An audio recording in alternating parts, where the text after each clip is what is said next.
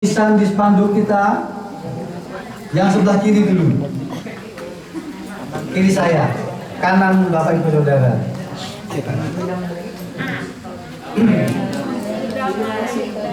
Bisa kebaca di belakang? Bisa ya? Oke. 1, 2, 3. Kedamaian dan sukacita dalam keluarga dimulai dari kedamaian pribadi. Baik lagi. 1, 2, 3. Kedamaian dan sukacita dimulai dari kedamaian pribadi. Siapa yang malam ini damai? Cuma 3. Iya. Kalau saudara damai, keluarga saudara pasti damai. Oke? Kita lihat ke sebelah kanan saya, sebelah kiri saudara. 1, 2, 3.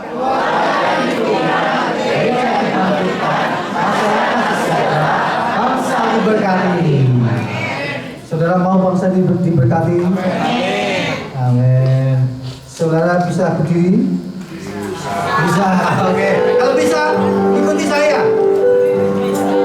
Nah.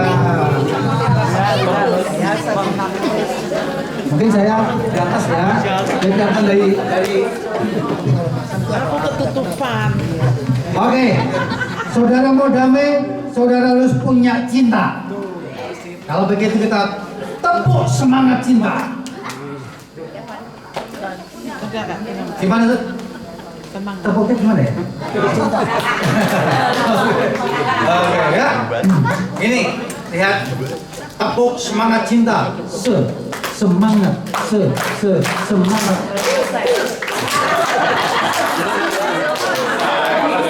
Bisa ya? Gampang gitu. Oke. Tepuk semangat cinta. Semangat, semangat. Nah, wah, katanya gitu katanya.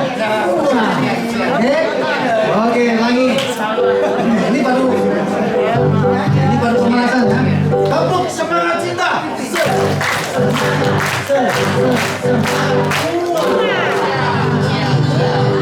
Oke, sekarang tambahin.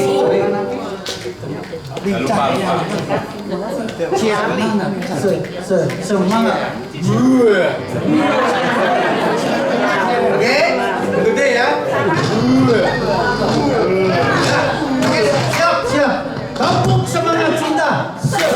Semangat. Ya, ini dulu baru ini. Baik lagi. Ya, oke, lagi. Tepuk semangat cinta. Semangat.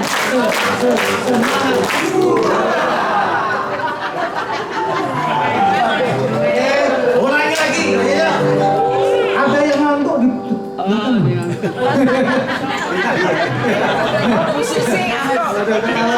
Bikin sosis habis. Oke, siap. Sekali lagi. Yang semangat. Namanya semangat. Oke. Tepuk semangat cinta. Semangat.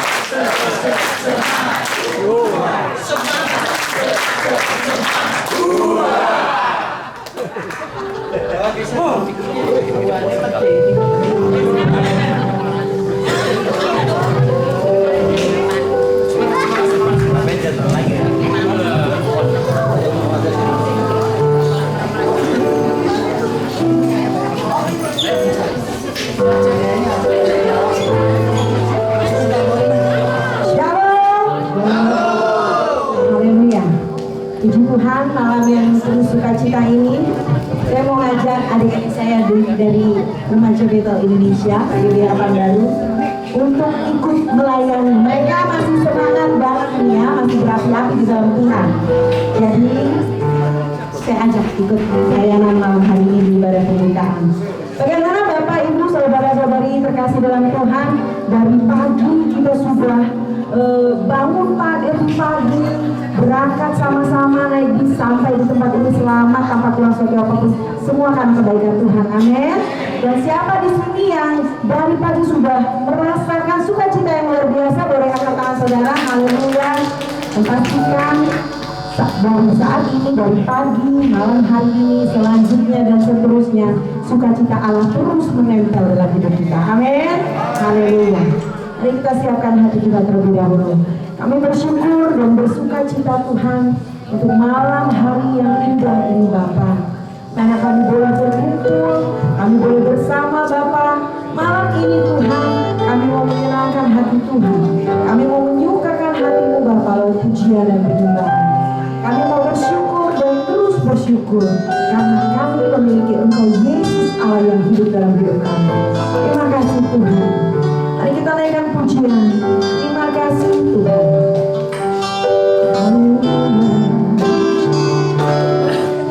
Terima kasih Tuhan untuk kasih setiamu yang Ku alami dalam hidupku.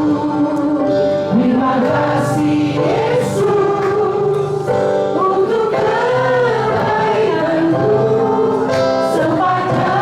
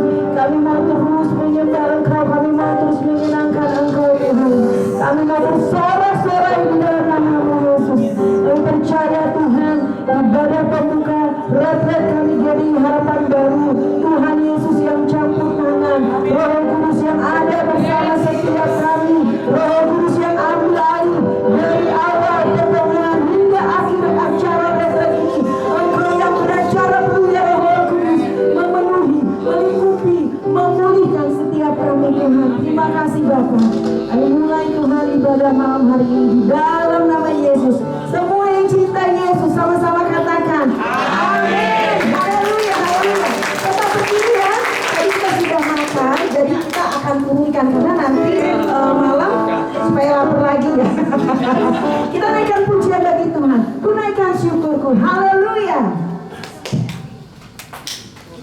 Pak Musuh. Haleluya. Kasih yang begitu besar, lebih kuat dari dosa. Kasih yang menemukanku, selamatkan dan pulihkanku. Ku naikkan syukurku, ku tak akan berhenti memuji, meninggikan Kau selalu, menari, memuliakanmu. Dibebaskan, dibangkitkan, hidup yang baru, dan hidup hanya untukmu. Haleluya. Kasih yang begitu besar, lebih kuat dari dosa. Kasih yang menemukanku, selamatkan dan pulihkanku. Ku naikkan syukurku, ku tak akan berhenti memuji, meninggikan Kau selalu, menari, memuliakanmu. Dibebaskan, dibangkitkan, hidup yang baru, dan hidup hanya untukmu. Hanya berhenti memuji, meninggikan Kau selalu, menari, memuliakanmu. Dibebaskan, dibangkitkan, hidup yang baru, dan hidup hanya untukmu. Haleluya. Puji Tuhan. Bapak Ibu persilakan kembali duduk. Puji Tuhan. Haleluya. Malam hari ini nanti sharing firman Tuhan, nanti Bapak Pendeta Jarod yang sudah mempersiapkan. Dan malam hari ini percaya bahwa sesuatu yang dahsyat Tuhan mau nyatakan. Buka hati lebar-lebar untuk Tuhan sentuh hati dan menjamah, mengubahkan setiap kita. Haleluya. Amin. Haleluya. Haleluya. Saat ku masuk dalam hadirat-Mu, ku tersungkur bersembah-Mu. Ku persembahkan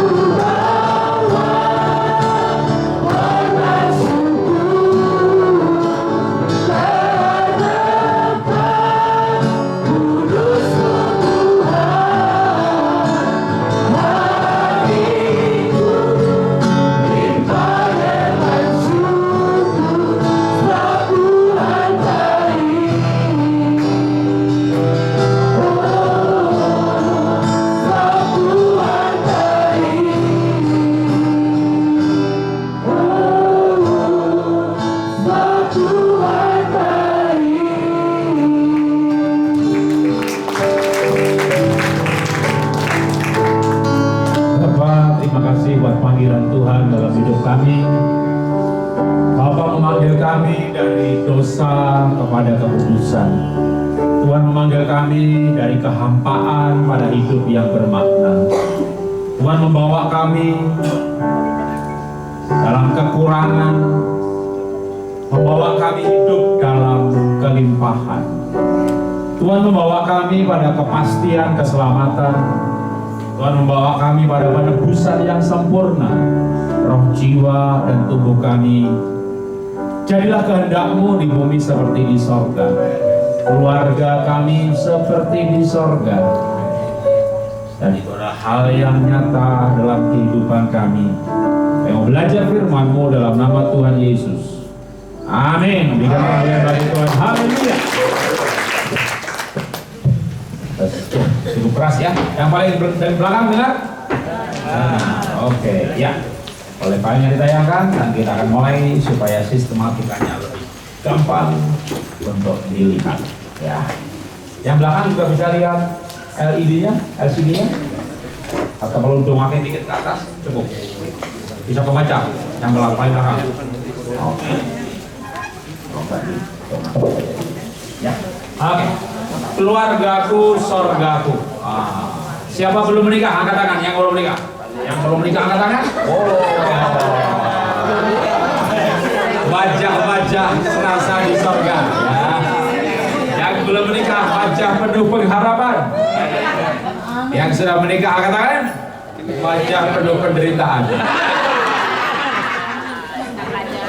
Yang belum menikah, ada pengen tahu rasanya neraka?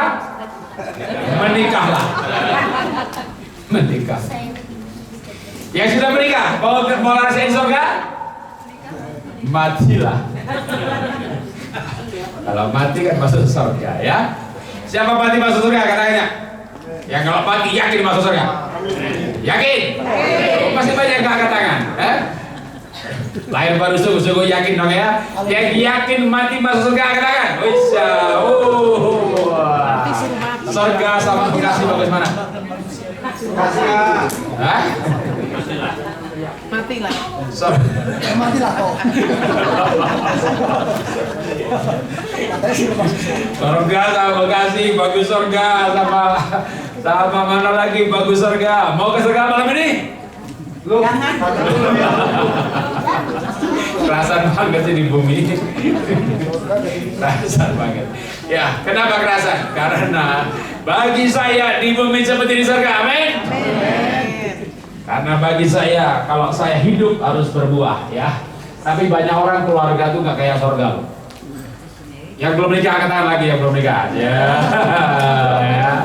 Yang belum menikah ini pacaran kalau punya pacar ya. Ada juga yang bulan madu, menikah tapi nggak lama-lama, sebulan gitu ya. Penelitian melaporkan namanya honeymoon effect. Orang pacaran sehat-sehat, orang pacaran sehat-sehat. Sudah menikah penyakitan semuanya. Ada apa dengan pernikahan? Ada stres, ada khawatir. Iya Pak, kalau suami saya kayak Herodes Pak, muka Firaun Pak.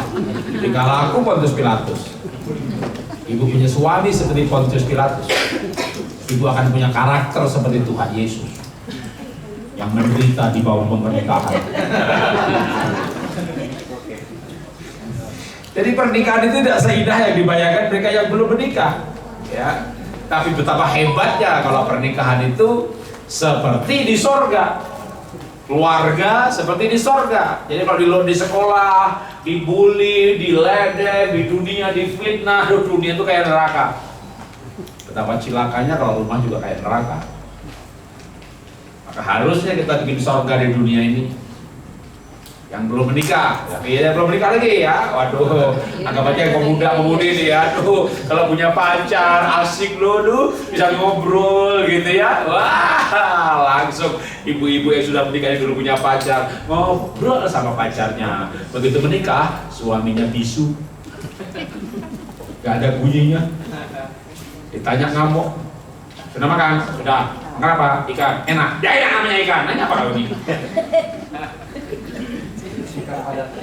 Singkat dan menyakitkan.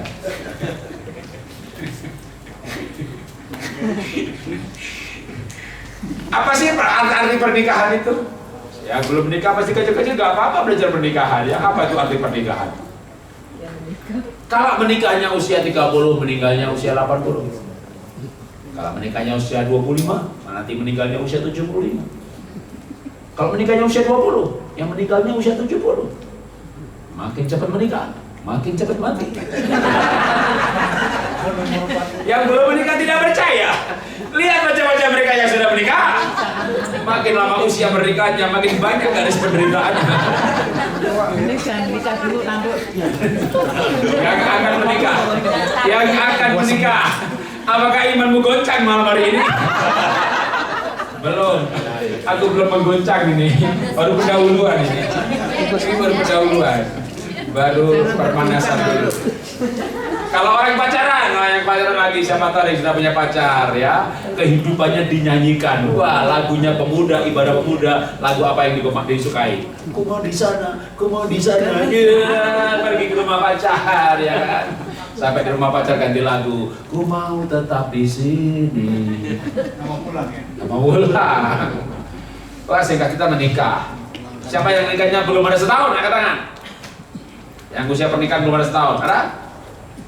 Ada nggak? Belum ada setahun? Belum ada 2 tahun? Menikah 3 tahun, ada? Usia pernikahan 3 tahun?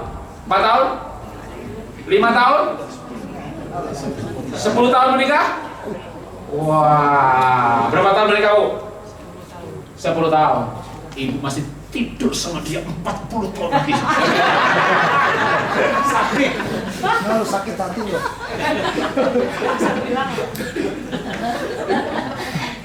Siapa yang menikahnya sudah di atas 50 tahun, udah lewat kawin mas, ada nggak?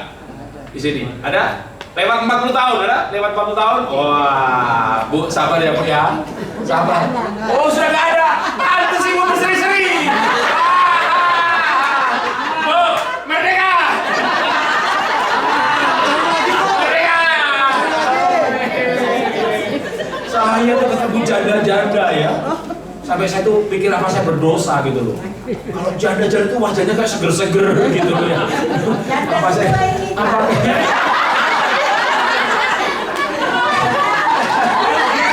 Oke, janda-janda angkat tangan. Merdeka, merdeka. Sudah lepas dari penjajahan.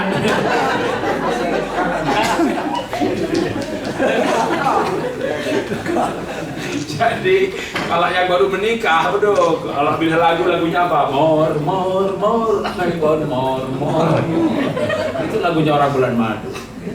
5 tahun menikah, lagunya udah mulai sedih. Banyak perkara yang tak dapat ku mengerti. Kenapa saya menikah sama kunyok satu ini? Alah mengerti, suamiku gak ngerti. Kamu tuh ngerti saya dong, Itu 5 tahun menikah. 10 tahun menikah, lagunya udah berat. Dia sanggup, Yesus sanggup, tapi saya gak sanggup. Wah, itu 15 tahun itu. 15 tahun itu ya. 15 tahun ya. Begitu 20 tahun saat tiada jalan. Karena mau nikah, mau cerai nggak boleh. Ya kan? Jadi udah gak ada jalan dah. Akhirnya cari Pak Jarod boleh nggak saya nikah lagi? Boleh. Loh Pak, pendeta lain bilang nggak boleh. Itu pendeta lain, saya pendeta Jarod. Jadi boleh Pak Jarod? Boleh. Bapak Ibu boleh menikah lagi. Asal memenuhi syarat. Bapak-bapak punya pengharapan? Pengen bertanya syaratnya apa? Cuma satu saja Pak. Kalau dia sudah meninggal. Itu masalahnya Pak. Dia nggak mati-mati Pak. Makanya kalau udah berani nikah 20 tahun udah saatnya ada jalan. Kalau udah 30 tahun menikah apa?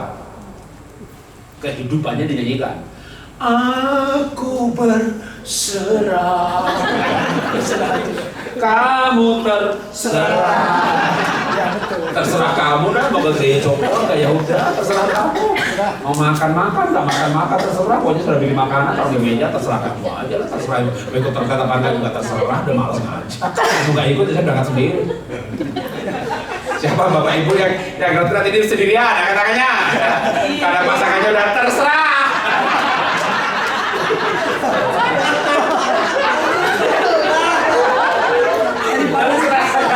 Mau ikut apa enggak lu terserah. Singkat cerita aja dah, menikah 60 tahun lagunya apa? Menikah 60 tahun. Menikah 60 tahun sudah nggak bisa nyanyi. Ya berbaring dinyanyikan. Ya berbaring dinyanyikan. Ku tak membawa. Yang belum menikah, masihkah kau mau menikah?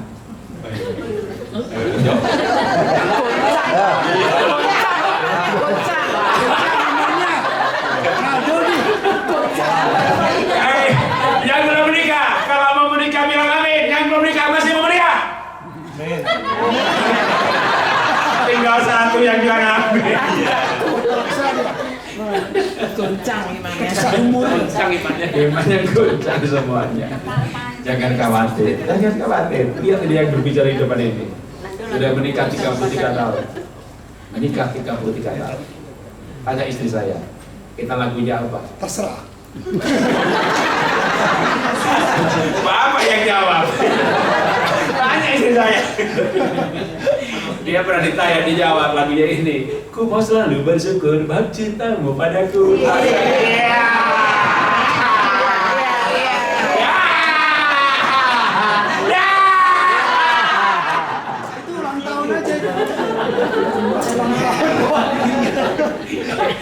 Yang belum nikah, lihat wajah saya. Yang belum nikah, lihat wajah saya.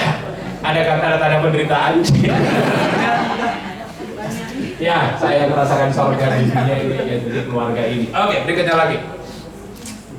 Gimana caranya itu keluarga serasa di surga? Kalau nilai-nilai kerajaan surga kita bawa dalam keluarga. Kalau nilai-nilainya, ya kalau dalam bahasa yang lain gitu ya, gelombangnya, urapannya, energinya, vibrasinya. Kalau orang tuh vibrasinya sama, gelombangnya sama, ngomong tuh nyambung. Ya, satu visi, wah cepet itu. Tuhan tuh di sini nggak sih? Atau kita harus mesti ke Israel sana untuk dapat hadirat Tuhan? Waduh, di atas nih hadiratnya kuat banget. Kalau saya di Papua sama hadiratnya kuat juga, di Bekasi kuat juga hadiratnya. Tuhan Yesus berkata, akan tiba, telah tiba saatnya orang tidak perlu ke Samaria, tidak perlu ke Yerusalem. Sebab Allah adalah roh dan kebenaran. Tapi roh Tuhan itu apa? Ada nilai-nilainya. Ya, kalau nilainya sama, kita kan merasakan hadiratnya. Termasuk di Bekasi, termasuk di Harapan Indah, termasuk di mana lagi? Harapan Baru, udah baru indah lagi. Harapan Baru itu udah berapa lama sih? Udah baru sih. Baru terus pokoknya. Baru terus. Ya, kalau nilai-nilai kerajaan sorga kita bawa dalam keluarga, yang dibawa nilai-nilainya. Nah, apa itu nilai kerajaan sorga? Oke, berikutnya.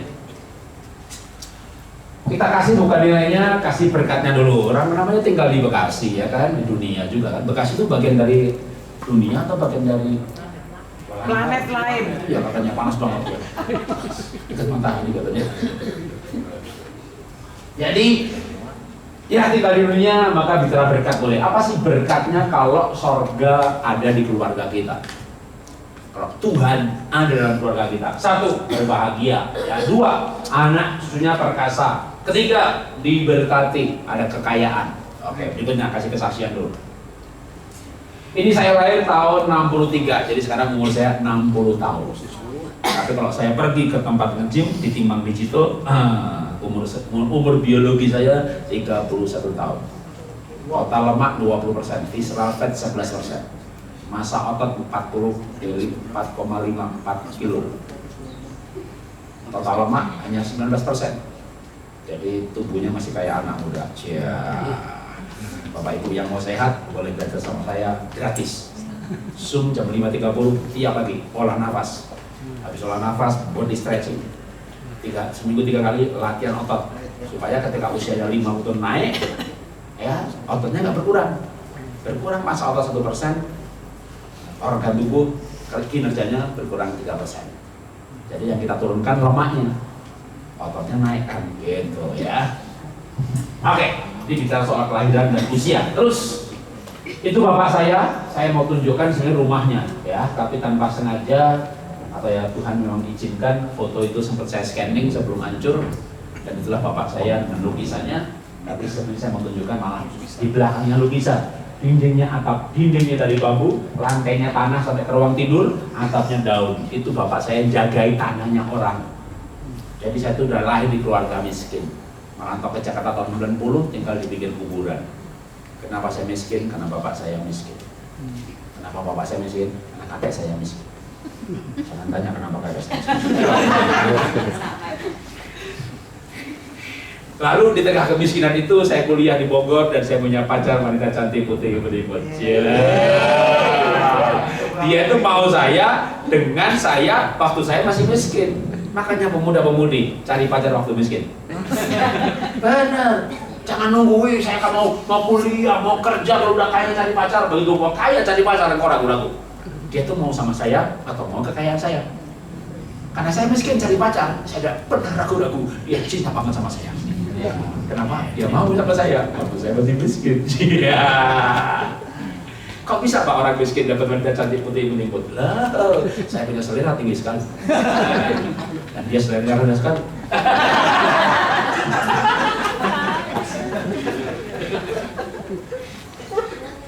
Dia anak kebal. Jemaatnya 95% Tionghoa. Jadi jemaatnya itu Kristen sih. Ya gereja kok. Tapi Kristen itu banyak yang rasis juga.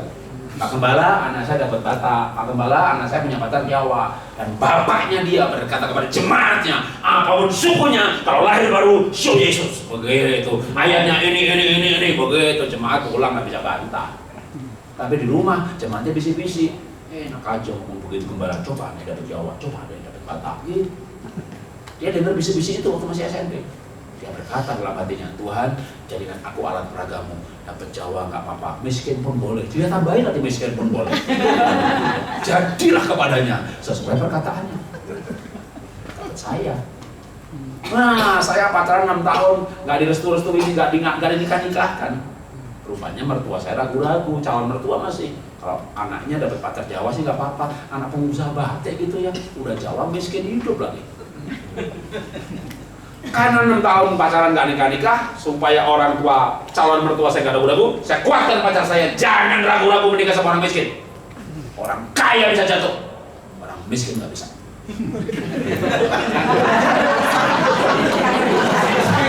Sudah beda ya. Oke, mulai malam berikutnya. Singkat cerita. Ya, saya melukis juga, berbeda lagi. Singkat cerita, ya sekian belas tahun kemudian setelah menikah, saya bikin rumah gede, halamannya 1.500-1.400 meter. Dan kaya. Wah, sudah kaya. Rumah gede, 1 meter 12 juta, itu aja tanahnya 20 miliar. Ya kan? Belum lagi ada kolam renang lagi juga 1.500 meter. Punya kantor juga SD gede, punya HPU Likit 66 cabang. Jadi ketika mertua peresmian rumah ini, wah, dia peluk anaknya. Dia bilang, nggak salah kamu nikah. Baru sadar. Tapi waktu calon mertua dia masih calon mertua, kenapa mau sama Jawa miskin? Maka dia menjawab ayat tadi bahwa Alkitab berkata orang yang takut akan Tuhan itu diberkati. Jadi hidup kami hanya membuktikan bahwa firman Tuhan itu benar. Makanya bapak-bapak sekarang pegang tangan istri, katakan saya akan diberkati. Katakan pada istrinya, kita akan diberkati. Kita akan diberkati. Kalau ibu bilang sama suaminya, kapan? Bilang dong, akan. Sudah, lebih keren lagi dong jawabnya sudah, ya kan? Karena berkat bukan cuma harta. Orang duitnya banyak, belum tentu bahagia loh. Ya kan? Wih, dolarnya banyak, duitnya banyak. Wih, dolarnya naik, darah tinggi naik. Dolarnya turun, darah tinggi turun. Dolarnya naik, jantungnya naik. Dolar turun, jantung kita karena darah turun. Begitu. Orang punya dolar banyak tuh begitu, saudara. Dolarnya naik turun, begitu. Kalau Anda, dolar berapapun tenang, tuh. Anda punya dolar.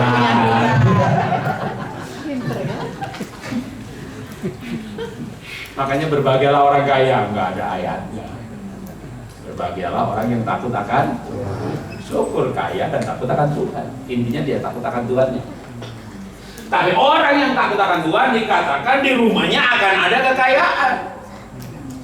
Ya, berikutnya lagi apa tadi berkatnya, terus anak cucunya akan perkasa. Lo akan juga, nggak langsung. Anak saya juga nomor 2 pernah hampir nggak naik kelas. Ya, anak saya nomor 2 tuh kelas 1 SD tuh hampir nggak naik kelas, main game terus. Dipanggil nggak noleng, nggak ada kontak mata, ulangan 2,5, 3,0. Cuma anak itu imannya luar biasa, saya terkagum-kagum sama imannya. Karena ulangannya 2,50, wih, wajahnya penuh damai sejahtera, akan enak tidur pulas. Dia nggak bikin PR, dihukum sama gurunya, suruh maju ke depan. Dia maju ke depan dengan wajah tidak bersalah. So, dia tahu dosanya sudah diampuni sama Tuhan. Jadi dia nggak punya khawatir, saya yang khawatir. Ben, kamu ada apa laki-laki satu-satunya nilai 2,5 kamu padahal telah besar mau jadi apa? Dengan senyum dia menjawab, mau jadi pendeta Pak. Oke, boleh file berikutnya lagi. Tapi singkat cerita, anak nomor 1 dari kelas 1 SD sampai 3 SMP, ranking 1, 3 SMP, menang Asian Scholarship, sekolah di Singapura gratis, berapa tahun 400 juta. Sampai 8 tahun gratis, sekolahnya gratis, asrama gratis, tiap bulan dibayar 15 juta. Berikutnya lagi, nomor 2 juga begitu, yang tadinya hampir nggak naik kelas, pas 1 SD, pas 2 SMP, pasti 2 SMP menang beasiswa juga. Kenapa? Anak orang benar yang takut akan Tuhan, anak cucunya akan diberkati. Kadang belum aja, kalau sekarang masih nakal, belum. Anda punya anak nakal, belum diberkati, belum, tapi akan. Ya, anak nakal tuh bagus loh, anak nakal tuh biasanya IQ-nya tinggi. Ya, anak nakal tuh pintar-pintar tuh, idenya banyak, ya kan? Kalau punya nakal bersyukur lah. Berikutnya lagi, nah nomor 3 juga udah kerja, 3-3-nya udah kerja, bahkan saya udah punya cucu, udah kakek saya. Ya. Berikutnya lagi, berbahagialah keluarga yang takut akan Tuhan, anak cucunya akan diberkati. Nah, terus sekarang intinya di sini, lewatin aja quote-nya. Lalu gimana tuh caranya diberkati? Anak cucu diberkati, kerja diberkati, anak kerja diberkati, dan seterusnya. Berikutnya lagi. Nah, nilai kerajaan surga itu apa tuh? Ya, kerajaan surga nomor 1 bicara kebenaran. Pasti Pak Gembala, Pak Pendeta, Pak Tuhan lain nanti akan membahas soal kebenaran, saya nggak usah bahas ya. Yang saya bahas apa sih? Kerajaan surga itu damai sejahtera. Ya, damai sejahtera seperti apa? Seperti Yesaya yang mengatakan kerajaan surga turun, dipulihkan, maka singa akan berbaring dengan anak domba dan seterusnya. Artinya tidak ada ketakutan. Nah, itu nilai itu. Damai sejahtera itu berarti nggak ada ketakutan. Nah, sekarang rumahnya di mana? Ini langsung aplikasi aja, ya. Aplikasi. Bapak Ibu keluarganya di rumahnya itu ketakutan apa nggak ada takut? Contoh, anaknya main nggak diberesin, belum bikin PR, ibunya bilang apa sama anak? Nah, beresin dulu. Kalau papamu pulang nggak beres, kamu dikamplengin nanti kamu, ya. Kalau kamu belum bikin PR, papa pulang, kamu dikepukul lagi kamu, ya. Wih, jadi anaknya bapaknya mau pulang. Awas, papa pulang. Awas, mau papa pulang. Ini yang pulang bapak atau Yodes? Bapak pernah nggak pulang di rumah disambut sama anak? Bapak pulang, bapak oleh, gitu ya. Ini bapak yang pulang namanya. Awas bapak pulang. Ibu, kalau suami pulang, apa yang ibu rasakan? Mas saya kambuh Pak. Makanan belum siap Pak. Kalau makanan belum siap, ditampar, ditempeleng. Itu ada orang tua suami mau pulang begitu juga. Ada juga yang bukan orang tua, yang mertua nih. Ya, siapa ini banyak mertua di sini ya? Ya berarti cerita si mantunya ini. Pak Jarod. Orang lain itu alerginya itu makan udang gatel, makan kacang gatel. Saya tuh nggak makan apa-apa, nggak tahu. Ke dokter ya dokter nggak tahu sebabnya apa. Ya pokoknya kulitnya mengelupas gatel, kasih obat begitu. Kapan kambuh lagi. Saya alergi apa ya? Alergi apa Pak Jarod? Mungkin loh, ibu ini alergi mertua. Kalau sini tua-tua, mungkin alerginya mantu. Karena alergi itu biasanya ada masalah dengan orang terdekat. Jadi kecemasan, kegelisahan yang sistemik. Karena angkat banyak orang yang alergi. Ya, karena dia nggak tahu siapa orang tua yang sebenarnya, orang tuanya bohongin, tapi dia merasakan. Itu kalau mau sembuh gampang tuh alerginya. Begitu selesai dengan hubungan orang terdekat. Makanya kitab Ayub berkata, hatiku bergelora dan tidak pernah diam, gelisah dan tak terliburkan, kulitku mengeluh hitam dan mengelupas. Jadi kulit yang mengelupas, kulit kering, alergi, kebanyakan berhubungan dengan kegelisahan. Contoh, mertua mau datang, ibu mertua mau datang aja udah langsung kulitnya udah mulus kan. Bener-bener datang, GERD-nya kamu, datang gak pulang-pulang, kulitnya malah gagal-gagal.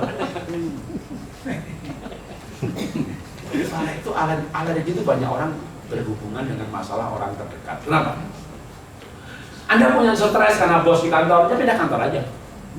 Anda stres, nggak damai sejahtera dengan pendeta, Anda pindah gereja aja. Pindah gereja nggak dosa kok, asal nggak pindah Tuhan. Anda mungkin lahir baru di gereja sana, bertumbuh di gereja sana. Nah sekarang Anda di sini pelayanan, udah boleh. Ya, tapi jangan tiap tahun pindah gereja, itu orang kepahitan. Bisa pindah perusahaan, bisa pindah gereja, bisa pindah rumah? Nggak bisa, nggak ada tempat untuk bertambah suami, nggak ada. Maka kalau pernikahan bermasalah, kesehatan bermasalah, maka 1 Yohanes 3 berkata apa? Aku berdoa supaya kau sehat dalam segala sesuatu, sama seperti jiwamu baik-baik saja. Jadi ketika jiwanya baik-baik, maka badan yang membungkus jiwa ini baik-baik.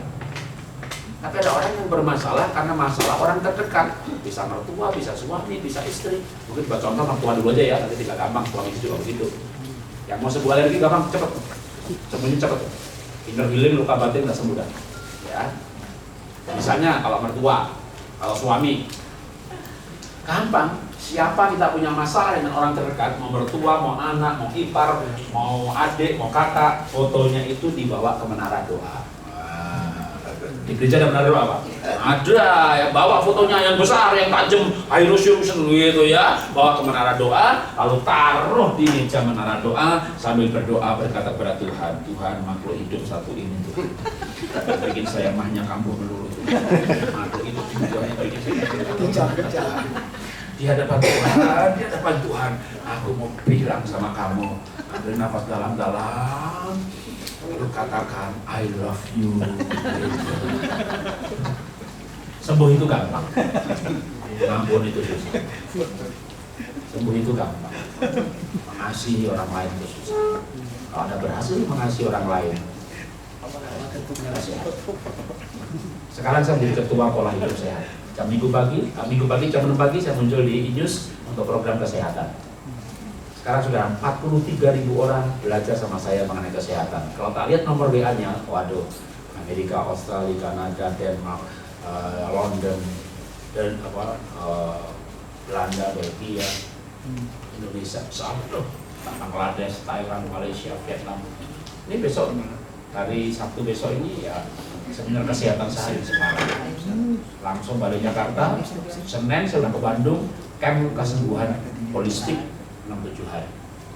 Orang kanker sembuh, orang insomnia lepas obat, autoimun ada yang mau sembuh cepat, bisa kan cepat ada sembuh. Gak pakai obat, ada yang lepas obat. Insomnia 3 minggu 4 minggu ada lepas obat. Diabetes saya 6 bulan lepas obat. Darah tinggi, gampang banget. Anda saya tunjukkan caranya dalam 10 menit, tekanan darah Anda langsung turun 10-15 poin. Kalau ada orang nafas 6 jam 5 kali sehari aja, besok Anda udah bisa lepas obat darah tinggi.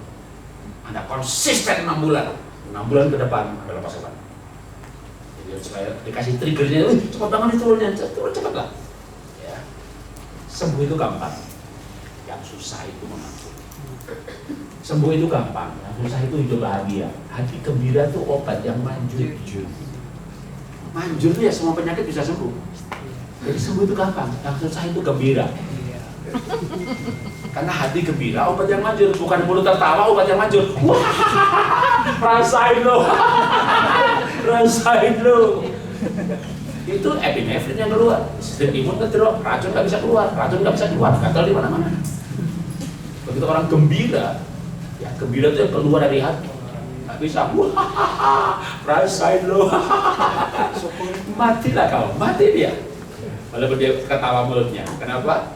Imun itu juga sangat dipengaruhi sama hormon. Hormon dipengaruhi perasaan.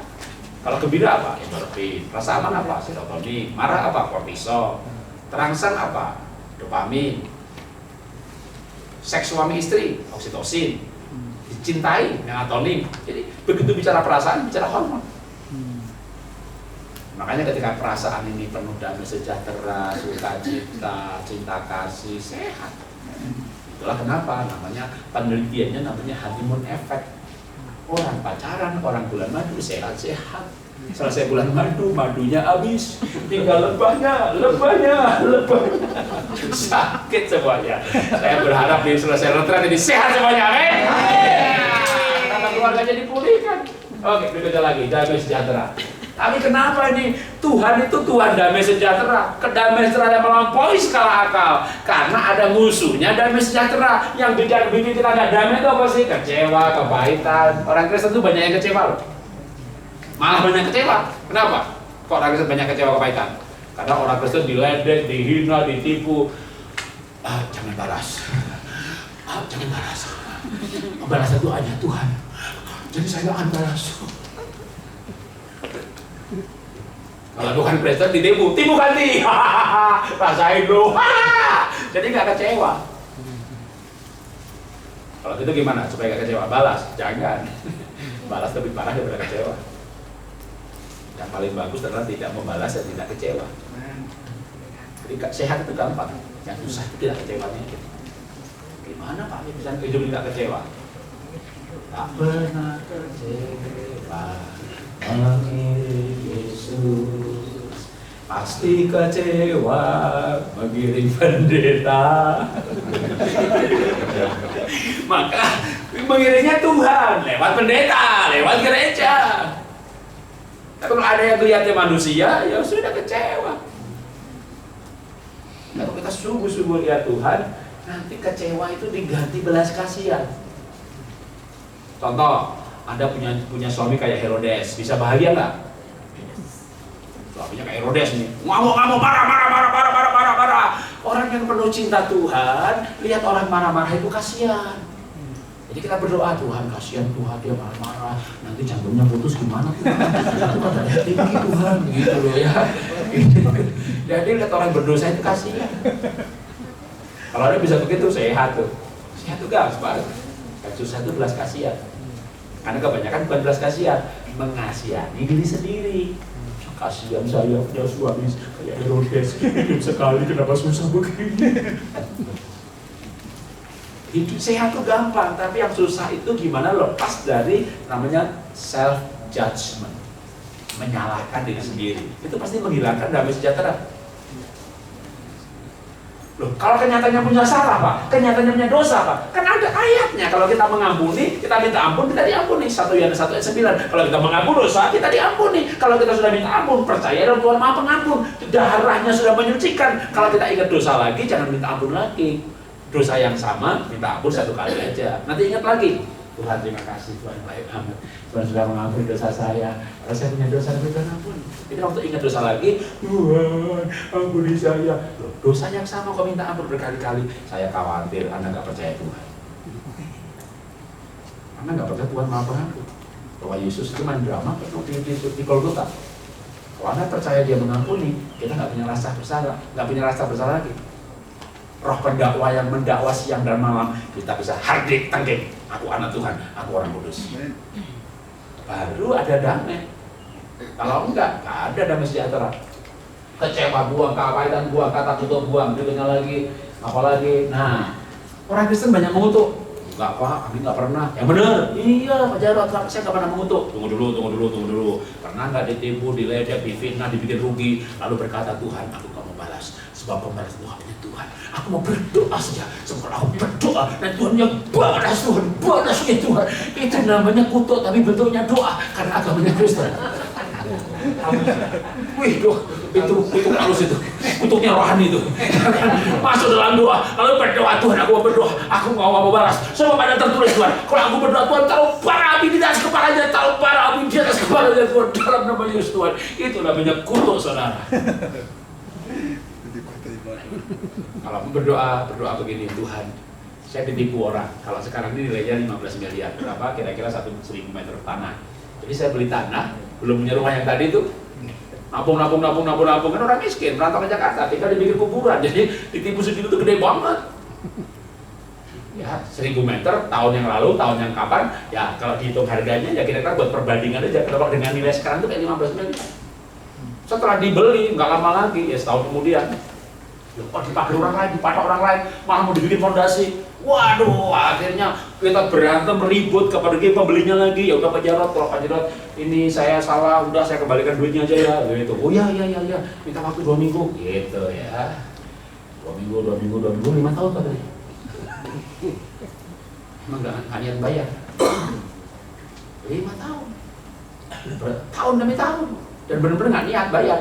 Di telepon, sebentar ya, udah pakai sebentar. Ibu gak ada, saya pergi ke rumahnya, di teras. Aduh, itu kejadian kayak begitu tuh bulan demi bulan.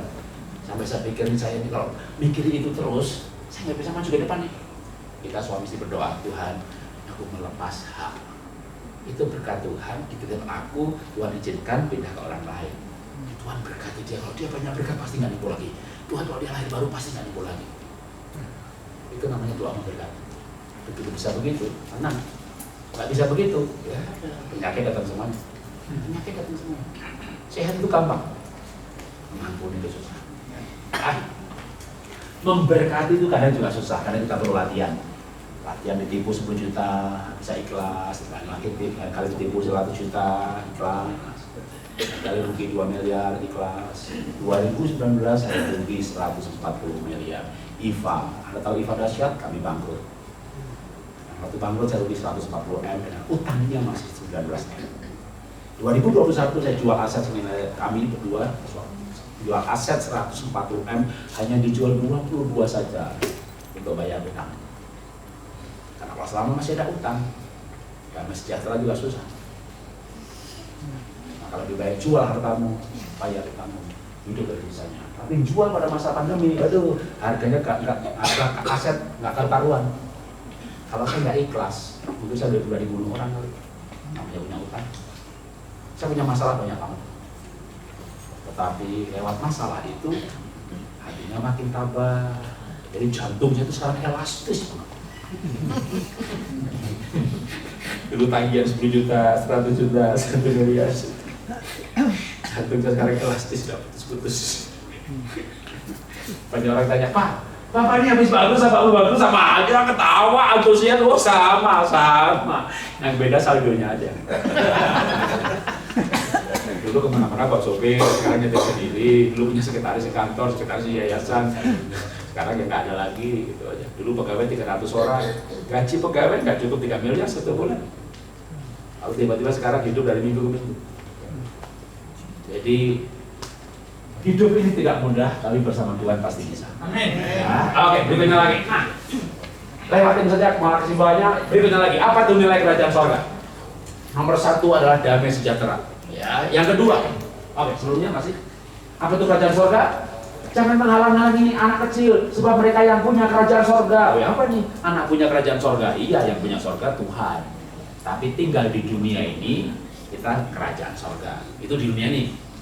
Tapi itu kerajaan sorga bukan makanan minuman, soal puasa, damai sejahtera, sukacita. Tapi di mana damai sejahtera, sukacita? Ini belum dibahas sukacita. Ya kita harus setelah bertobat, berikutnya lagi, maka kita harus jadi seperti anak kecil. Karena kita udah bertobat semuanya nih. Tapi kalau belum merasakan sorga di keluarga, di dalam dunia ini ya, saya tuh mau bangkrut, mau tidak bangkrut, saya merasakan sorga. Waktu dulu sebelum bangkrut, sebelum 2019, sebelum bangkrut, waduh, kerja 1 bulan bisa makan 3-4 tahun. Anak di luar negeri, kita nengok ke luar negeri, kita jalan ke luar negeri, mau tiap bulan juga bisa. Namanya diberkati, itu kayak kata anak-anakan, berlimpah-limpah. Lalu bangkrut, 2019 bangkrut, itu kayak kembali ke padang gurun. Gimana rasanya Pak? Aduh, indah banget tuh padang gurun. Tiap hari lihat tiang awan, lihat tiang api. Pemeliharaannya sempurna, jalan-jalannya ajaib. Kuasa Tuhan nyata banget. Memang pas bangkrut itu ya penderitaan. Begitu bangkrut, waduh saya nyanyi lagu. Walau ku tak dapat melihat semua rencanamu, Tuhan. Tuhan, saya punya rencana. Saya masuk Jakarta tahun 90, saya kerja keras, salah nanti saya perusahaan saya besar, saya akan go public. Dan kayaknya 2018 sudah mau siap go public dah. Member 500.000, 10% untuk poin aja. Berarti belanja 100.000, 50 miliar bulan itu. Kantor di BSD halaman 1 hektar, gedungnya 8 lantai, di atasnya ada hallnya 1.500 orang bisa muat. Jadi dengan perusahaannya sebesar itu sudah siap untuk go public. Platform datang, digital saya datang, apa COVID datang, nyusap, bangkrut loh. Bener-bener namanya millennial does everything, ditambah dengan COVID. Waduh, itu yang tak terpikirkan, yang nggak dibayangkan terjadi, termasuk hal yang negatif. Ada juga yang kaya mendadak ya, pabrik obat, pabrik orang punya apotek, waduh. Tapi kami yang kena, Terus gimana tetap merasakan surga? Kalau saya tetap berani berkata, saya orang yang diberkati. Kenapa? Karena begitu saya bangkrut, saya tuh kan akhirnya jual lukisan, lukisan saya tak jual 15-25 juta. Sebulan bisa laku satu, sebulan bisa, seminggu bisa 1 atau 2, sebulan tuh 4 atau 6 lukisan. Maka tadi saya bilang, sebelum bangkrut kayak di Kanaan, setelah bangkrut kayak di padang gurun. Ada mana tiap hari, tiap awan, tiap api, itu nyata banget. Pas bangkrut emang nangis-nangis, walau ku dapat melihat. Tiap minggu begitu ada lukisan dapat order, tiap dapat order lukisan langsung pasang kanvas, jebret, sambil putar lagu. Tuhan selalu menolongku. Waduh, wih. Jadi di tanah perjanjian sama di padang gurun sama-sama ada Tuhan. Sorga itu bukan di Yerusalem, di Bekasi juga sorga. Sorga itu bukan kalau saldonya banyak. Lagi bangkrut pun sorga juga, karena sorga nggak terpengaruh saldo. Yang terpengaruh saldo itu ibu-ibu. Yang Bu ya? Tanggal muda suka cinta, tanggal tua juga cinta. Tapi tidak lagi saudara tren, amin? Ya. Nah, seperti anak kecil, apa itu anak kecil? Kalau kita mau sorga itu ada di keluarga kita, maka kita ini ibu, suami, istri, anak-anak semuanya bertobat. Sudah Pak, kita dari ketika sudah akan bertobat Pak. Apa satu langkah lagi menjadi seperti anak kecil? Apa tuh anak kecil? Tidak ada kepahitan. Contohnya, mereka bertengkar, kamu jelek, kamu yang jelek, aku nggak benci sama kamu, aku nggak benci sama kamu, begitu kan anak kecil. Tunggu aja 2 jam, main lagi, karena mereka nggak punya kepahitan. Bapak Ibu yang sebelah aja, yang baru 10 tahun menikah, jadi Bapak Ibu boleh bertengkar, boleh, kayak anak kecil boleh bertengkar, tapi jangan lupa 2 jam main lagi ya. Bapaknya iya, ibunya. Bertengkar, suami istri bertengkar. Waduh, jangankan 2 jam, 2 minggu loh, 2 minggu. Papanya mama, ibunya nggak mau diajak bermain, nggak mau diajak bercinta. 2 minggu, 3 minggu. Itulah kenapa surga nggak terasa. Karena surga memberikan peraturan, kalau bertengkar harus matahari terbenam, sudah selesai amarahnya. Berarti 3 minggu, matahari sudah terbit terbenam, 3 kali. Neraka yang datang. Tuhan itu gampang sekali kehadirannya dirasakan. Yang susah itu karena kita nggak segelombang. Tahu radio? Iya, ada yang bawa radio nggak? Mana ada ya, zaman sekarang radio HP Pak, ada radionya, betul ya. Ada dengar radio nggak sekarang nih? Enggak sih. Loh, kenapa nggak dengar? Hah? Nah, karena HP-nya nggak dinyalain aplikasi radionya, ya kan? Tapi selama ini di sini gelombang radionya ada nih. Tapi begitu di aplikasi ini nyalain, prasa nggak bening, ya belum dipasin aja otomatis, bening. Tuhan tuh di sini. Roh Tuhan itu di sini. Cuma kalau Anda nggak install dulu aplikasinya, lahir baru dulu, rohnya nggak bisa dengar. Rohnya ada, gelombangnya nggak sama. Begitu gelombangnya sama. Gelombangnya apa sih? Ya nilai-nilainya ini. Oke, kita tinggal lagi. Tidak ada kepahitan. Anak kecil itu apa sih? Jujur. Anak kecil itu nggak ada kebohongan. A, B, B. Itu anak kecil, betul. Anak kecil nggak bisa bohong. Makin kecil makin nggak bisa bohong. Makin tua makin bohong. Loh, anak kecil umur 1 tahun 2 tahun lihat tuh bayi matanya bening banget. Makin tua matanya makin budak. Karena makin tua mulai ada kepahitan, ada putus cinta, ada tagihan, ada deadline, ada pengkhianatan.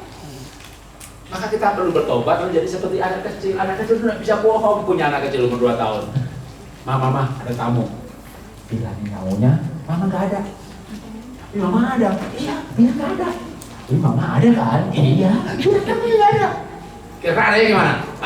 Dia keluar ke teras. Uduk. Mama suruh bilang kalau mama nggak ada. Itu orang punya integritas. Orang punya integritas itu nggak bisa bohong. Kalau orang yang tidak punya integritas, gampang banget bohong. Sumpah, saya nggak korupsi kok. Saya nggak korupsi di mana aja. Udah sumpah, gitu kan. Dalam hati kan 20. Orang yang tidak punya integritas bohong itu gampang. Oke, berikutnya lagi. Lewatin aja. Nah, apa itu kerajaan sorga? Kerajaan sorga itu bicara kuasa. Tapi kuasa itu pada anak-anak. Anak siapa? Anak Tuhan, kita nyanyinya anak.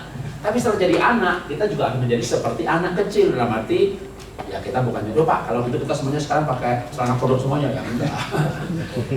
Dalam arti, tidak punya integritas, tidak bisa bohong. Anak kecil itu percaya sama bapaknya. Anak kecil itu percaya sama orang tuanya. Nggak ada kan? Anak kecil umur 1 tahun gitu, sedih merenung. Kenapa nak? Besok aku makan nggak ya?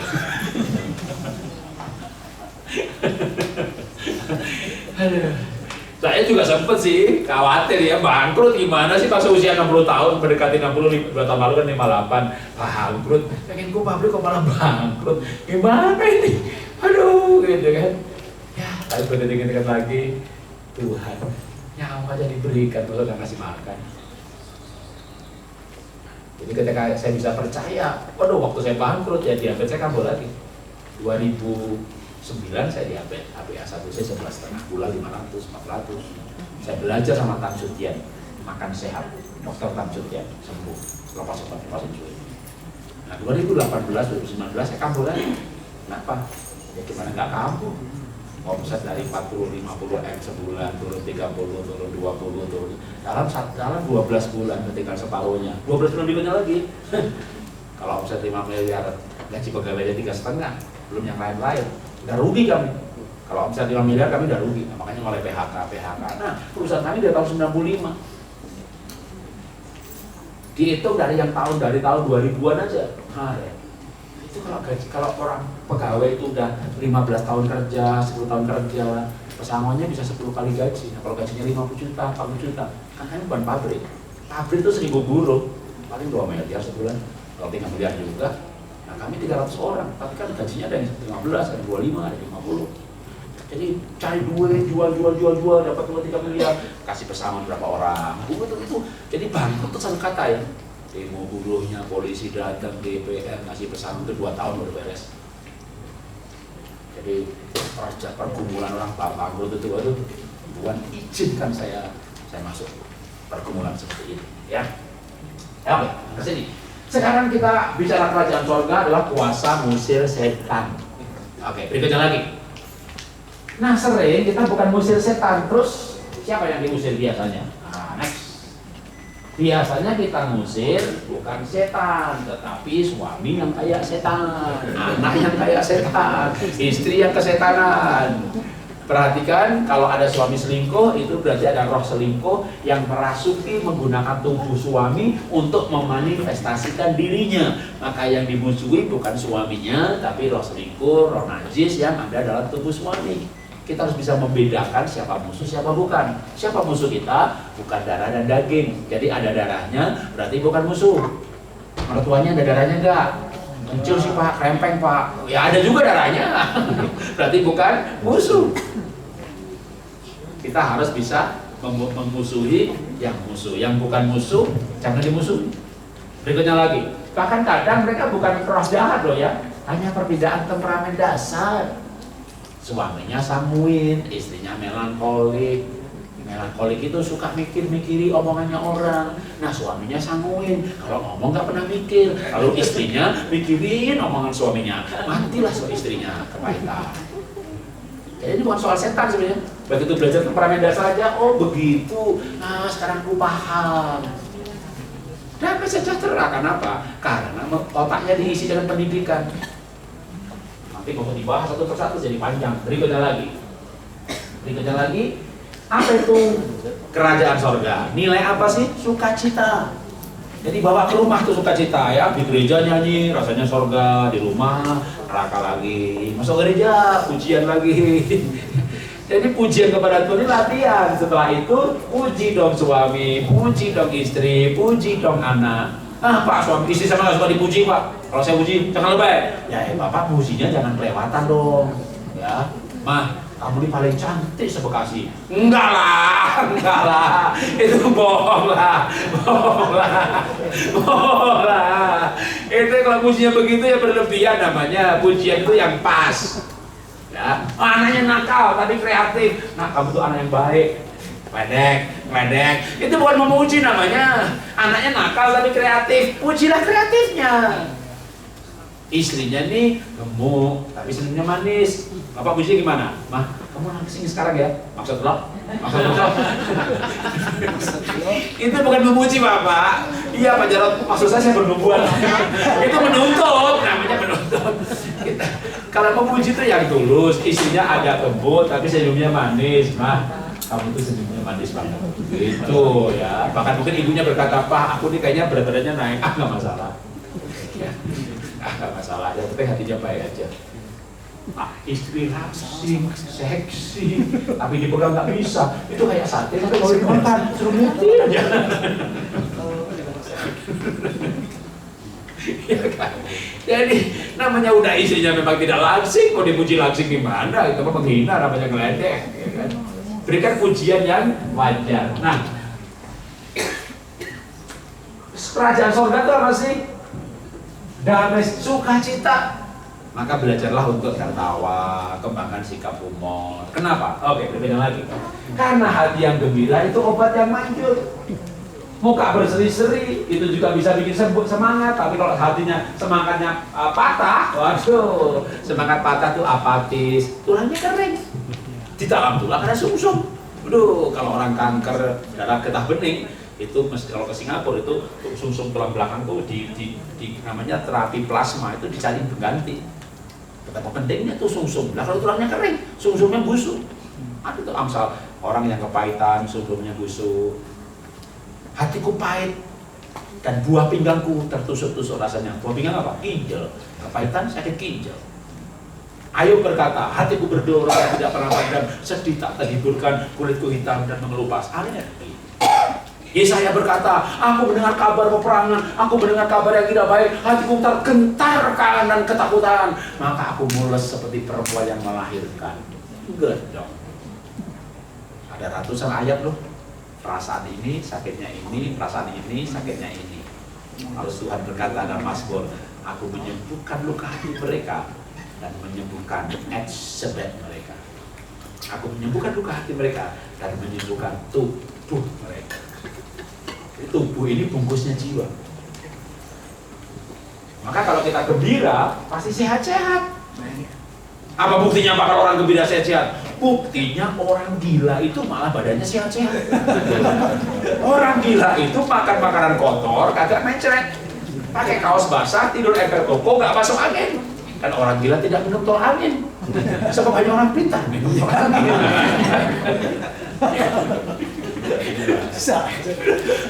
Orang gila itu sehat-sehat loh. Orang gila itu makan makanan kotor kagak mencret. Kenapa orang gila sehat-sehat? Karena ketawa terus. Gak ada beban. Orang Orang gila itu lupa punya utang, ya kan? Lupa-lupanya di mana? Lupa ada tagihan, lupa punya mertua. Orang gila sehat-sehat. Saudara mau sehat? Gila dulu. Tidak perlu gila, cukup bersuka cita. Bersuka cita. Bersuka cita aja udah, bersuka cita. Aduh, orang sumber penyakit itu stres. Kenapa? Oke. Kenapa kalau orang stres itu sakit?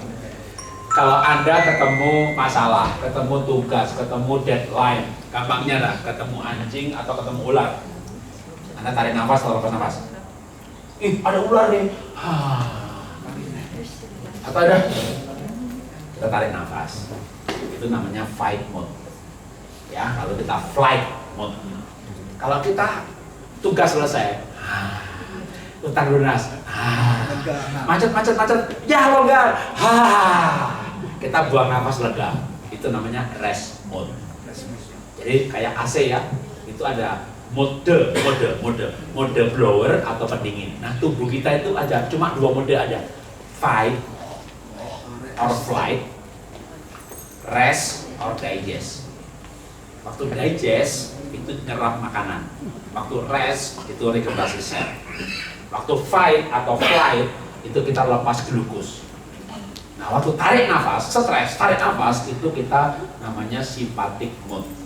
Waktu lepas nafas itu parasympathetic mode. Ini harusnya imbang.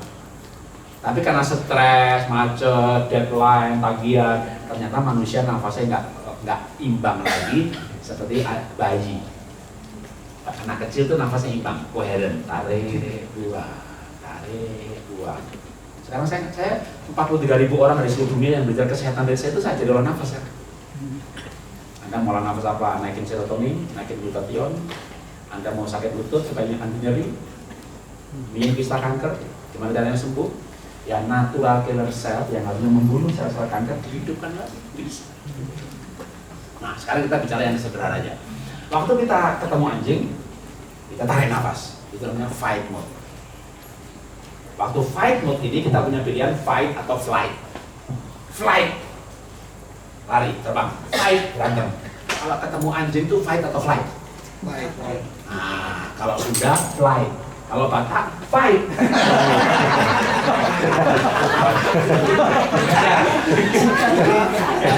Nah, fight atau flight itu sama-sama stres, lepas glukus. Tapi kalau rest, nah kita tugas selesai. Gitu ya. Nah, orang yang gembira, damai sejahtera, sukacita, diukur pakai alat namanya HRV, nanti parasimpatik tone-nya itu lebih tinggi. Tapi orang yang stres, orang sakit, diabetes, kanker, susah tidur, insomnia. Kenapa susah tidur? Karena tubuhnya modenya fight terus.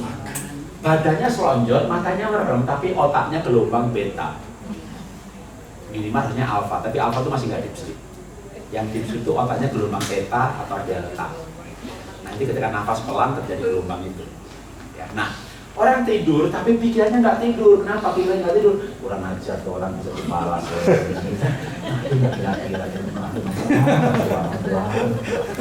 Tidur tapi pikirannya nggak tidur. Tidur perasaannya nggak tidur. Akhirnya waktu tidur alam bawah sadarnya muncul di mimpi. Makanya waktu tidur mimpinya apa? Mimpinya dicekek setan. Kenapa nggak ngimpi musuh setan ya? Mimpinya dikejar maling. Loh kenapa nggak nangkep maling? Pak, saya ngimpi ke Israel, Pak, terus sampai airport ketinggalan pesawat, Pak. Saya mimpi di restoran makan ikan, makan, Pak, kesel, Pak. Begitu kesel, wah, bangun, Pak. Ternyata cuma ngimpi, gitu ya. Itu tidurnya susah, gimana bangun? Tidur tuh kalau deep sleep, bangun tidur tuh seger banget, gitu. Nah, saya bangun tidur pegel, Pak. Nah, tadi malam tuh tidur tuh kerja bakti. Tidur, Pak, tapi ngimpi di anjing, Pak. Tidurnya susah, gimana bangunnya? Kenapa ngimpi itu semuanya? Karena pikirannya nggak pernah rest. Dan manusia kepada umumnya deep sleep hanya 10-20% total tidur. Ada tidur 8 jam, beli jam aja untuk mengukur deep sleepnya berapa lama. Nanti paling kan hanya tidur 8 jam, deep sleepnya cuma 60 menit, 70 menit. Ada yang mau ikut program saya tantang beli alat untuk mengukur deep sleep. Nanti ikut Anda, ikut olah nafas. Pak, sebulan saya udah 30%, Pak. 2 bulan saya udah 40%, Pak. Pak, saya udah 60%, Pak. Kalau Anda bisa tidur deep sleep 60%, regenerasi sel terjadi. Bukannya sembuh ya, Anda akan mudah. Jadi kesehatan itu, tubuh itu punya kemampuan menyembuhkan dirinya sendiri, namanya self healing. Tapi itu hanya terjadi waktu deep sleep. Tapi bagaimana bisa deep sleep kalau nggak ada damai sejahtera? Gimana mau deep sleep kalau hatinya nggak gembira? Sembuh itu gampang, gembira itu yang susah. Kalau kita bisa orang yang bersuka cita apapun keadaannya, ya, kalau kita jadi orang yang sehat, macet, udah tarik nafas pelan-pelan, buang pelan-pelan, nggak ada stresnya. Saya hidup ini sekarang, ya ada sih, tapi bisa dikendalikan, manajemen stres, ya. Nah, kalau kita bisa gembira, wah, obat manjur tuh, manjur, namanya manjur, sakit apa juga sembuh. Maka belajar untuk gembira. Gimana bisa gembira, Pak? Suami kayak Herodes. Gimana caranya kalau punya suami atau istri, suaminya kayak Isabel, suaminya kayak Herodes, istri kayak Isabel. Dimarahin, dimaki-maki. Gimana caranya Pak supaya nggak sakit hati, Pak? Kan dimarah-marah tiap hari, Pak. Oke. Besok pagi, sebelum sesi pertama, coba jalan ke jalan arah Pasar Cisarua. Mungkin di Pasar Cisarua ada orang gila di sana. Dan orang gila itu berkata begini, lu jelek lo, hidung kayak terong, mata kayak hidung lu kayak wortel, lu rambut apa gembel itu, itu, waduh, itu mata ketebalan itu udah, muka jelek begitu, udah pada dibagi-bagi sama orang gila. Ada kecewa nggak? Ada sakit hati nggak? Kenapa? Ya sudah, itu cara tidak sakit hati. Kalau ada di ledek mertua, ada di maki-maki suami, anggap aja dia gitu. Ngerti nggak? Bebas dari kecewa.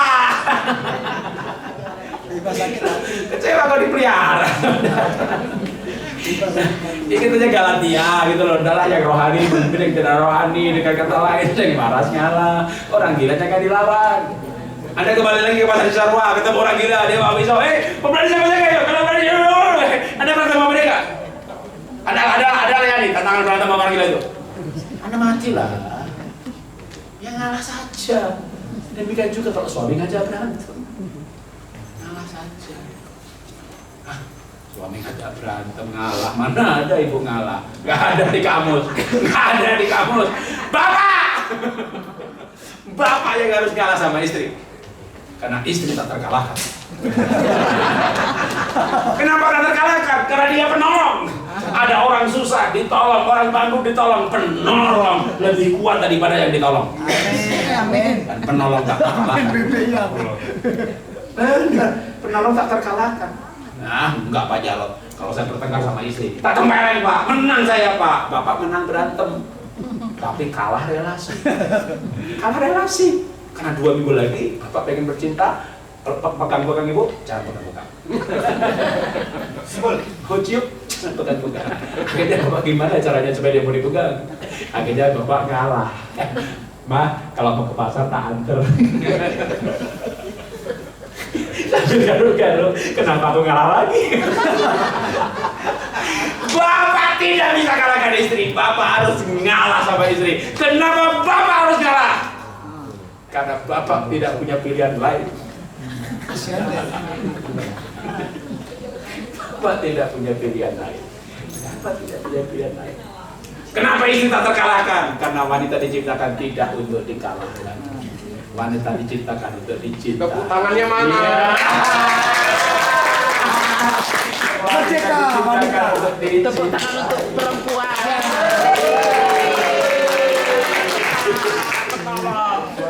Nah, ibu dari bang. Kalau ibu saran saya satu, cintailah ibu mertuamu. Kenapa? Karena ibu tidak punya pilihan lain. Ibu gak sayang mertua, anaknya mertua gak sayang ibu juga. Wah. Sudah innalillahi Pak. Merdeka berarti. Banyak yang merdeka di sini.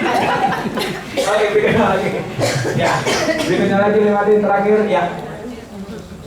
Lebih mudah onta masuk lubang jarum daripada orang kaya masuk surga. Gimana tuh maksudnya? Oke, berikutnya lagi ya. Tuh lubang jarum tuh jam 6 dibuka, tapi yang gerbang utama jam 6 ditutup. Nah, lubang jarum itu ya kayak di Bekasi itu jalan tikus gitu loh ya. Mobil bisa lewat juga, yang lewat bukan tikus tuh di jalan tikus. Sama juga di lubang jarum itu bukan jarum yang dimasukin, manusia dimasukin. Ya itu namanya perasa atau peribahasa atau bukan peribahasa ya, kiasan. Nah lubang jarum itu hanya untuk manusia. Kalau unta bisa nggak? Susah. Bisa sih kalau bebannya dicopot semuanya. Unta itu kan buat muatan tuh, maka ikut Tuhan masuk kerjaan surga itu segala beban harus ditinggalkan. Udah masih nggak bisa, unta kan tinggi, harus mau tunduk, harus mau diatur. Maka orang kaya susah masuk ke kerajaan surga karena orang kaya susah diatur. Orang kaya maunya ngatur. Loh, orang kaya di neraka aja masih ngatur. Abraham, tolong ke rumahku. Itu kebiasaan di bumi itu perintah hamba Tuhan. Abraham, tolong. Abraham dia hamba Tuhan di surga loh, diperintah di neraka. Kurang aja tuh kan. Emang begitu orang kaya. Maka kalau ada orang kaya rendah hati masuk surga. Amin. Jadi berikutnya lagi. Nah, aplikasi dalam pernikahan. Berikutnya lagi, esensinya apa, Bu? Ya esensinya rendah hati itu mau minta ampun. Esensi dari kemurahan, kebesaran hati mengampuni. Rendah hati, minta ampun. Orang Kristen ini kan banyak yang mau mengampuni loh. Orang Kristen, loh di luar Kristen mengampuni itu susah banget. Ya di luar Kristen mengampuni itu susah banget. Tapi Kristen ini sudah merasakan pengampunan Tuhan, maka bisa mengampuni. Tapi keluarganya nggak boleh. Loh, Pak Jarod, kalau suami saya minta ampun, saya ampuni dia. Kalau istri saya minta ampun, saya ampuni dia. Jadi semuanya mau mengampuni. Tapi tidak ada yang minta ampun. Karena mengampuni itu berarti ada kesombongan juga. Kalau dia minta ampun, saya ampuni dia. Dia yang salah.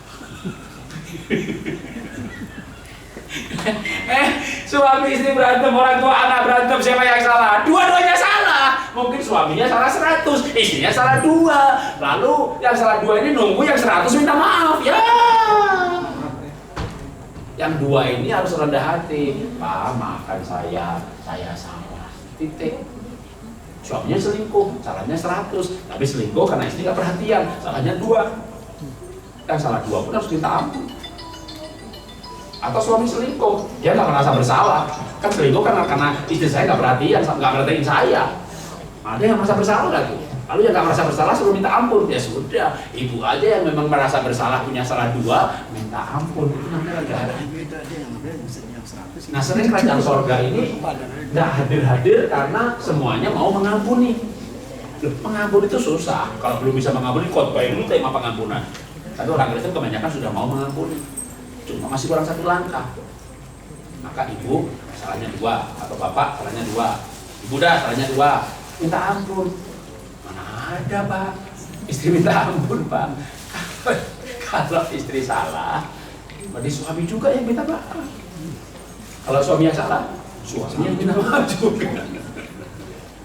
Tapi coba ibu di sini, ibu yang luar biasa, ibu bijaksana, berbeda dengan di dunia, maka ibu juga minta maaf. Mungkin karena ibu yang minta maaf, Pak, maafkan ya Pak ya, aku salah. Bapaknya bilang apa? Ya ibu pengennya berkata, maafkan saya juga. Tapi maafkan saya juga hanya ada di film. Ya di film tuh ya, suaminya minta maaf, lalu istrinya minta maaf, lalu berpelukan, Teletubbies namanya. Kan dunia nyata, yang satu minta maaf, maafkan saya. Yang satu berkata, oke, saya maafin. Ya nggak minta maaf. Jadi kita yang minta maaf jadi yang salah dong. Nggak ada punya salah apa tidak? Kalau punya salah minta maaf aja. Karena yang dimintain maaf ini kadang tidak berkata maafkan juga seperti di film. Dia manggut-manggut, oke saya maafin. Tapi percaya saya Bapak Ibu. Kalau Bapak Ibu minta maaf atau anak minta maaf orang tuanya, orang tua minta maaf sama anak, ada berminta maaf kepada siapapun juga, sekalipun dia tidak berkata maafkan saya juga, di hati yang terdalam ada suara kecil, pelan banget bunyinya. Sebenarnya saya salah juga sih. Itu kita sudah berhasil menaruh suara itu di hati kecilnya, itu sudah proses pemulihan terjadi. Karena ada orang karena faktor budaya nggak bisa minta maaf. Ada orang karena faktor logika, saya nggak perlu minta maaf. Yang penting saya berubah. Maka karena pasangannya atau temannya atau adiknya atau kakaknya senang minta maaf, tapi diulang lagi. Ya, prinsip yang berbeda. Aku harus minta maaf. Tapi saya akan tunjukkan permintaan maaf saya dengan perbuatan saya. Jadi ibu atau bapak nggak bisa berharap kadang pasangan minta maaf. Itu cuma ada di film. Kita hidup di dunia nyata. Itu kasih, bukan di film. Makanya sudah kita minta maaf aja. Itu punya orang ada hati. Berikutnya lagi, terakhir, minta ampun dan mengampuni, maka pemulihan pasti terjadi. Dan keluarga diberkati. Kita tunduk kepala, kita berdoa. Bapa, kami percaya bahwa Tuhan memanggil kami untuk diberkati. Tuhan memanggil kami untuk merasakan sorga dan duka neraka. Dan ketika kami membawa nilai-nilai kerajaan sorga dalam keluarga kami, maka kerajaan sorga akan terasa.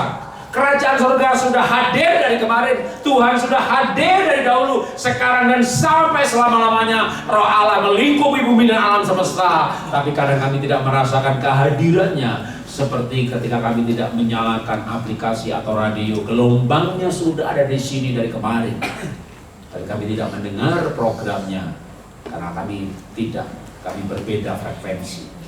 Kami tidak menyalakan gelombang kami. Tapi kami mau tahu gelombang sorga, nilai-nilai sorga, esensi dari Tuhan. Bahwa Tuhan adalah benar, kudus, dan kasih. Ketika esensi kami sama dengan esensi roh Allah, maka roh kami merasakan kehadiran roh Tuhan. Dan kuasanya nyata dalam hidup kami, suaranya nyata dalam hati nurani kami, tuntunannya nyata dalam kehidupan kami. Kami bisa mendengarkan, melihat jalan-jalan Tuhan dalam hidup kami. Dan itulah sorga sesungguhnya ketika kami menjalani kehidupan di dunia, tapi kami menjalaninya bersama dengan Tuhan. Tuntunan Tuhan nyata, penghiburannya sempurna, pemeliharanya ajaib. Terima kasih Tuhan. Dalam nama Tuhan Yesus kami sudah belajar firman Tuhan. Haleluya.